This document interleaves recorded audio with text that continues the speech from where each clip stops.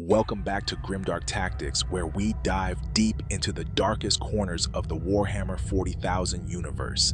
Today, we're examining one of the most crucial and devastating moments in Imperial history, the events of False Gods, where the seeds of the Horus Heresy are truly planted. If you're new here, this channel is all about tactical analysis, lore deep dives, and understanding the strategic decisions that shape the grim darkness of the far future. Hit that subscribe button and ring the notification bell, because we're about to witness how the greatest Primarch became the Imperium's greatest traitor.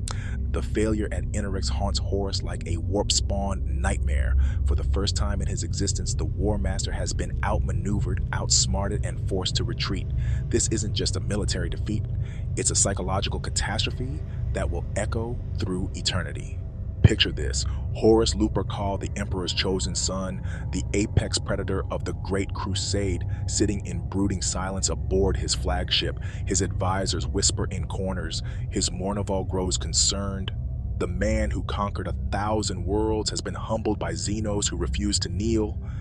But Erebus, the word-bearer's chaplain, embedded deep within Horus's inner circle, sees opportunity where others see crisis.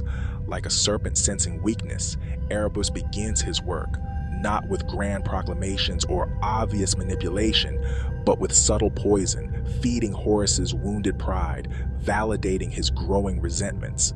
The transformation begins immediately. The Luna Wolves, that proud and ancient legion, are renamed the Sons of Horus. Their silver armor is repainted in sea green. This isn't just a cosmetic change, it's a fundamental shift from an institutional loyalty to personal devotion. The legion that once served the Imperium now serves Horus alone. Think about the psychological impact. These are Astartes who have fought for 2 centuries as Luna Wolves, their heraldry, their traditions, their very identity, all sacrificed to soothe their Primarch's ego. It's the first crack in the foundation, the first step toward damnation. But the galaxy doesn't pause for Horus's introspection. Reports flood in from across the Great Crusade, worlds in rebellion, compliance failing, the dream of unity fracturing. Each piece of bad news hits Horus like a bolter round to the chest. The weight of the galaxy crushes down on shoulders that once seemed broad enough to carry it. Then comes Davin, a world Horus himself brought to compliance, now burning in inexplicable rebellion. For a Primarch already questioning his competence, this feels like personal betrayal. The very foundations of his achievements are crumbling. The 63rd expedition arrives at Davin expecting conventional warfare, PDF forces, maybe some light armor, the usual Imperial compliance operation. Instead, they find something far more sinister. The planet shows no signs of massive battle, no orbital bombardments, no evidence of the kind of warfare that should accompany such a rebellion. This is Horus's first taste of something beyond his understanding. Throughout the Great Crusade, every enemy could be categorized, analyzed, defeated through superior strategy and firepower. Orcs, Eldar, human resistance, all predictable, all defeatable. But Davin whispers of something different, something that operates by rules the Imperium doesn't understand. Erebus, of course, volunteers the word bearers for the initial reconnaissance. His enthusiasm should have been a warning sign, but Horus is too consumed by his need to prove himself to notice the chaplain's eagerness. This is manipulation at its finest, presenting what appears to be helpful support while positioning pieces for a much larger game. The descent to Davin's moon reveals the true horror. The Sons of Horus, warriors who have seen the worst the galaxy can offer, encounter something that challenges their very understanding of reality. The swamps writhe with undead abominations, creatures that should not exist in the rational universe of the Great Crusade. These aren't just zombies, they're warp-spawned nightmares that regenerate from wounds that should be fatal. Bolter rounds that can stop a charging orc barely slow these creatures down. For the first time, the Astartes face an enemy that their training and equipment seem inadequate against. Watch Loken's reactions during these encounters. This is a warrior who has never shown fear, who has faced down greater demons and lived to tell the tale. Yet here, in the fetid swamps of Davin, even he struggles to comprehend what they're fighting. The very laws of nature seem suspended. But the true horror isn't the undead, it's what they represent. These creatures are manifestations of warp energy, proof that chaos has already taken root in this system.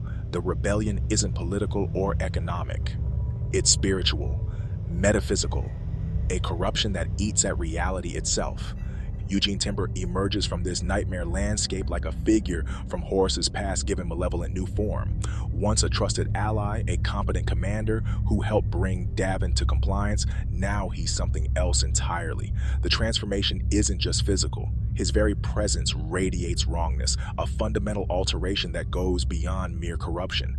The confrontation between Horus and Timber isn't just combat, it's a collision between two versions of reality. Horus represents the imperial truth, the rational materialism that has powered the Great Crusade. Timber embodies something far older and darker, forces that laugh at human reason and imperial arrogance. When Timber draws the Anathame, that cursed blade designed specifically to kill Primarchs, we witness the moment everything changes.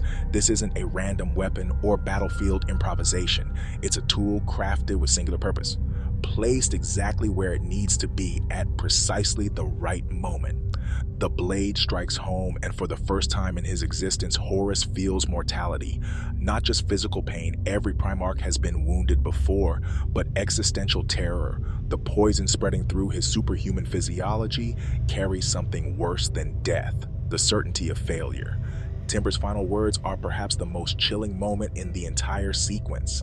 His prophecy of the Emperor's death, of humanity enslaved by bureaucracy and superstition, strikes at Horus's deepest fears.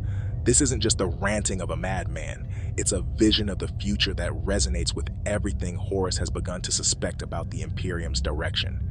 As Horus's condition deteriorates despite all medical intervention, the desperation within his inner circle becomes palpable.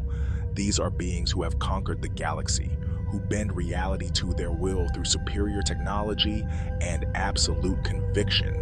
Yet they stand helpless before a wound that defies everything they understand about biology and medicine. The decision to take Horus to the House of the Serpent represents the first major victory for the warrior lodges and Erebus's influence. Traditional imperial protocol would demand immediate evacuation to a proper medical facility. Instead, superstition and desperation drive the Sons of Horus toward a choice that will damn them all. Consider the psychological state of the Legion at this moment. Their Primarch, their literal father and god figure, lies dying from a wound no imperial science can heal. Their rational worldview crumbles as they confront forces beyond understanding. In this moment of crisis, they turn away from imperial doctrine toward older, darker solutions. The House of the Serpent looms over the final act like a monument to forbidden knowledge.